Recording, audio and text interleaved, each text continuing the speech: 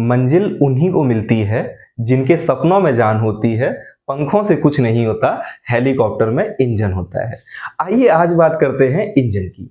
अपने आसपास जितने भी हमें वाहन दिखाई देते हैं उन सब में इंजन होता है, जिसका काम होता है कि हम उसमें फ्यूल देते हैं। फ्यूल का मतलब अगर हम टेक्निकल भाषा में कहें तो एक वर्किंग सब्सटेंस होता है जिसको हम जलाते हैं, उसके कारण वो इंजन हमें मैकेनिकल वर्क करके देता है। इंजन के आइडियल मॉडल को प्रपोज किया था सदी कार्नोट ने, साल था 1824, और उन्होंने एक थ्योरेटिकल मॉडल प्रपोज किया था जिसकी इफिशियंसी 100% थी। अब 100% efficiency in real world possible नहीं है। अभी तक हम लोग जो टेक्नोलॉजी इतनी विकास कर चुकी है, फिर भी हम लोग जो इफिशियंसी प्राप्त कर पाए हैं वो 20 to 40% ही है। आजकल अपनी जितनी भी कारें वगैरह हैं, उनकी इफिशियंसी 20 to 40% ही है, जो कि कार्नोट के इंजन की इफिशियंसी, जो थ्योरेटिकल इंजन था उसकी इफिशियंसी का बहुत कम पार्ट है। कार्नोट इंजन आज की डेट में भी एक गोल्ड स्टैंडर्ड्स है पावर प्लांट्स के लिए और आपके रेफ्रिजरेटर वगैरह के लिए या कार के इंजन बनाने के लिए। आज भी एक गोल्ड स्टैंडर्ड के रूप में कार्नोट इंजन आपका सामने आता है। आइए समझते हैं कि कार्नोट ने क्या बताया था, उनका थ्योरेटिकल मॉडल क्या था।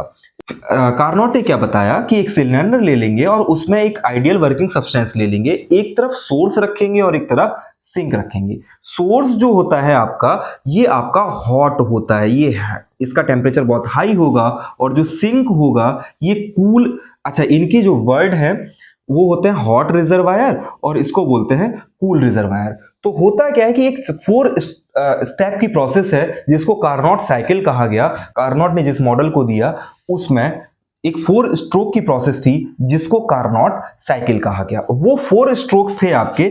पहला स्ट्रोक था आइसोथर्मल एक्सपेंशन का, जिसमें कि गैस जो है वो आइसोथर्मली एक्सपेंड होती है।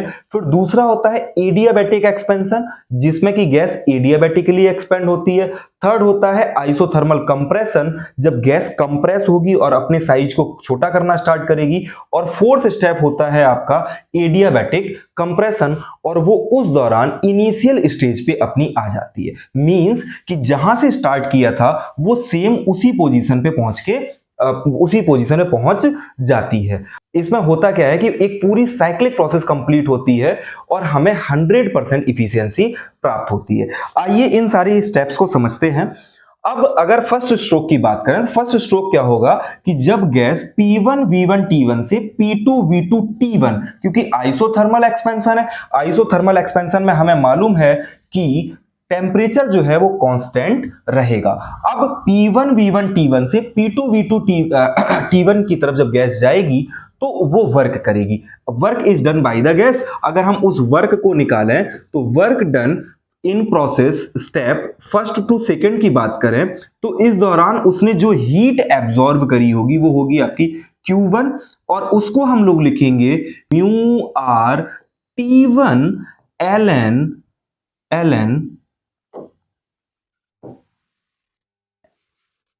ln V2 upon V1।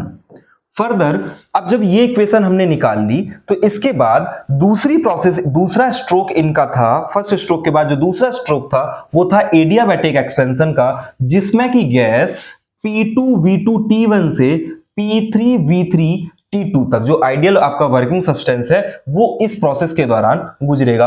अब उस दौरान हमें मालूम है कि जब एडियाबैटिक प्रोसेस होती है तो एडियाबैटिक प्रोसेस के दौरान जो हीट का चेंज नहीं होता, बट वर्क डन हुआ है।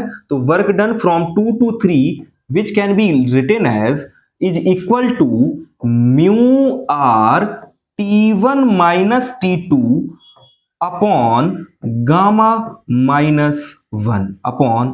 माइनस 1। थोड़ा इस चीज को ध्यान देना, ये गामा बना हुआ है, इसको ध्यान देना।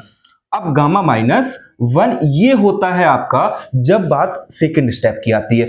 अगर हम थर्ड स्टेप की बात करें, जो थर्ड स्ट्रोक होता है जिसमें कि गैस जो है, जो आपका आइडियल वर्किंग सब्सटेंस है, वो आइसोथर्मल कंप्रेशन होगा उसका, और वो P3 V3 T2 से P4 V4 T2 की तरफ जाएगा। मतलब यहां से यहां आएगा और प्रोसेस होगी आपकी आइसोथर्मल कंप्रेशन, मतलब टेम्परेचर जो है आपका वो सेम रहेगा। अब टेम्परेचर सेम रहेगा तो सिमिलरली जैसे पहले फॉर्मूला लिखा था वैसे ही हम लिख सकते हैं W is equals to 3 to 4, और इस टाइम पे हीट जो होगी वो Q2 होगी, जो कि अब चूंकि इस जगह अगर आप गौर करो तो work is done on the gas. अब गैस के ऊपर वर्क किया गया है, तो जब आप इसको कैलकुलेट करोगे तो वो आएगा mu R T2 ln V3 upon V4, V3 upon V4। ऐसे ही सिमिलरली अगर हम कैलकुलेट करेंगे तो फोर्थ स्ट्रोक जो एडियाबैटिक कंप्रेशन है उसमें गैस क्या करेगी, P4V4T2 से P1V1T1 की तरफ जाएगी, और इस दौरान आपका हीट का चेंज नहीं होगा, तो जो Q होगा वो 0 होगा, बट वर्क डन आपका होता है 4 to 1 which is equals to mu R T1 minus T2 upon gamma minus 1। अब बात करें टोटल वर्क डन की, तो टोटल वर्क डन क्या होगा कि हमारे पास 4 प्रोसेस थी, तो टोटल वर्क डन चारों प्रोसेस का अगर हम सम कर लें टोटल वर्क हो जाएगा वो। पर हमें याद है कि 2 प्रोसेस में गैस ने वर्क किया था और 2 प्रोसेस में गैस के ऊपर वर्क किया था, 2 पॉजिटिव साइकिल है और 2 नेगेटिव है। अगर हम सबके लिए इक्वेशंस को ध्यान दें तो इस जगह आपका W1 to 2 था mu R T1 ln V2 upon V1, ये तो ठीक है, बट ये जो स्टेप सेकंड है और स्टेप 4 है उन दोनों की जो न्यूमेरिक वैल्यू है वो सेम है। तो उसके लिए अगर हम वर्क डन का फॉर्मूला लिखेंगे तो वर्क डन हो जाएगा आपका mu R T1 ln V2 upon V1 minus mu R T2 V3 upon V4। ये अपना इतना बचा, और बाकी जो आपका सेकेंड स्टेप और फोर्थ स्टेप ये दोनों स्टेप आपके वैल्यू सेम होने के कारण कट जाएंगे। अब बात करते हैं इफिशियंसी की। तो इफिशियंसी के लिए फॉर्मूला होता है eta is equals to W upon Q1, और हमें मालूम है कि W आपका क्या होगा कि Q1 minus Q2 upon Q1, और फॉर्मूला हो जाएगा आपका 1 माइनस Q2 अपॉन Q1। अगर हम पहले स्टेप्स को देखें, यहां समझने का प्रयास करें, तो हमें पता है फर्स्ट और थर्ड स्टेप में यहां अपने पास Q1 की वैल्यू है और इधर अपने पास Q2 की वैल्यू है। इसको फर्दर लिखा जा सकता है eta is equals to 1 minus T2 upon T1, mu R cancel हो जाएंगे आपके, और ये बचेगा ln V3 अपॉन V4, और इधर बचेगा आपका ln V2 upon V1।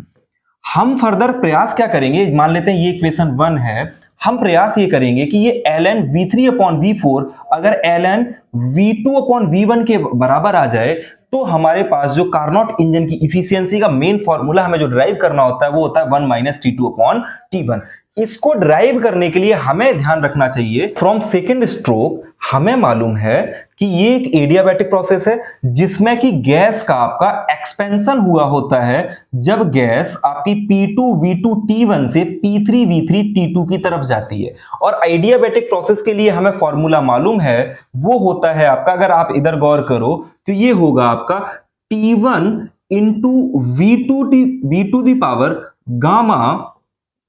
Power gamma minus 1 is equals to T2, and इस केस में V आपका क्या है 3 है, T2 V3 दी पावर गामा माइनस 1। अब जब आप इसको सिंप्लीफाई करोगे, अगर हम इसको ऐसा लिखें कि V2 upon V3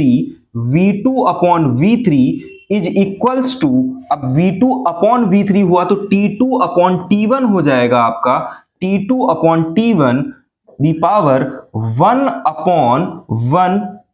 upon gamma minus 1 upon gamma minus 1, ये हो जाएगा आपका।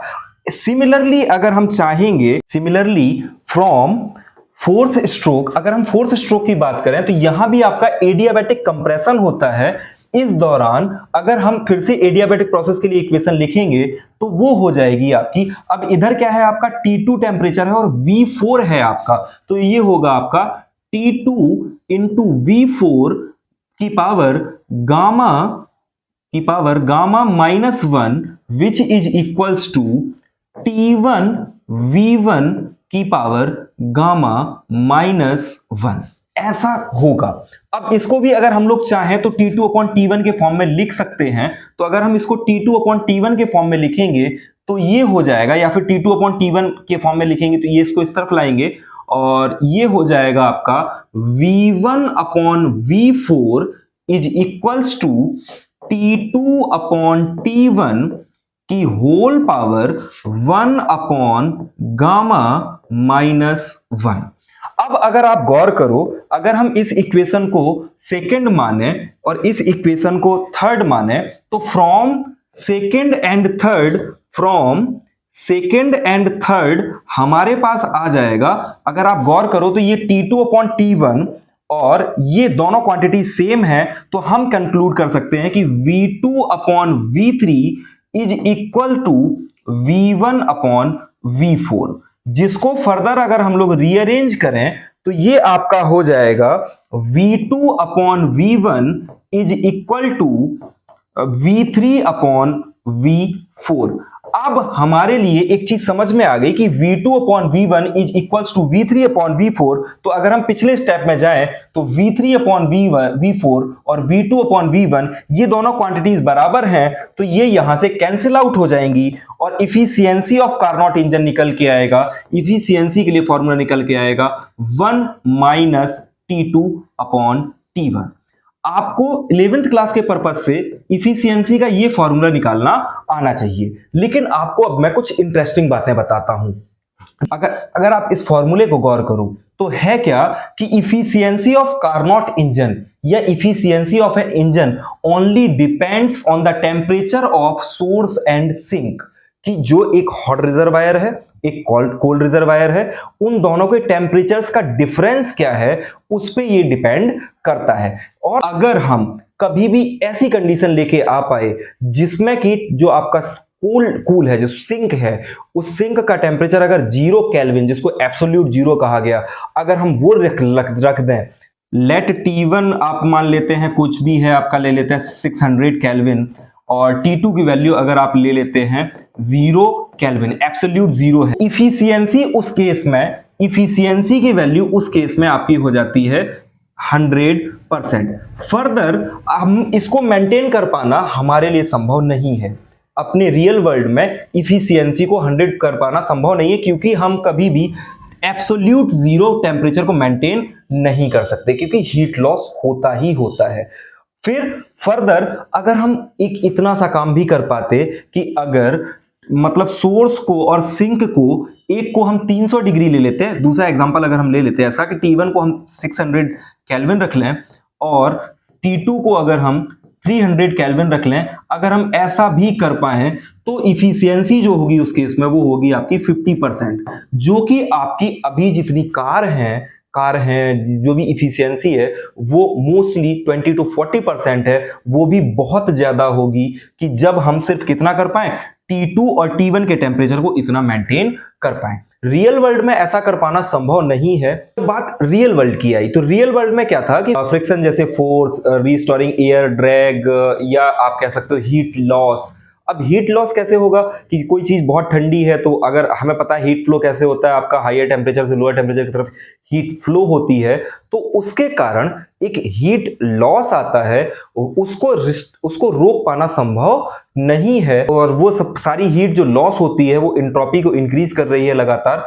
और ये सब पूरा जो बताया, इस सब चीज को बताने पे जब इसको पब्लिश किया था कार्नोट ने, उस समय उनकी एज थी 28 इयर्स और एक रिवॉल्यूशनरी मॉडल सबके सामने रखा था। आप लोग मुझे एक सजेस्ट करिए कि कैसे हम इफिशियंसी को और इंक्रीज कर सकते हैं। अगर आपको इस वीडियो में कुछ भी नहीं समझ में आया, जैसे कि गामा करके वैल्यू मैंने बीच में लिखी थी एडियाबैटिक प्रोसेस के लिए, तो गामा होता क्या है, रेशियो ऑफ स्पेसिफिक हीट्स अगर उस पे भी आप कोई वीडियो चाहते हो तो आप मुझे कमेंट करो, मैं आपको उसको समझाने का प्रयास करूंगा। Thank you.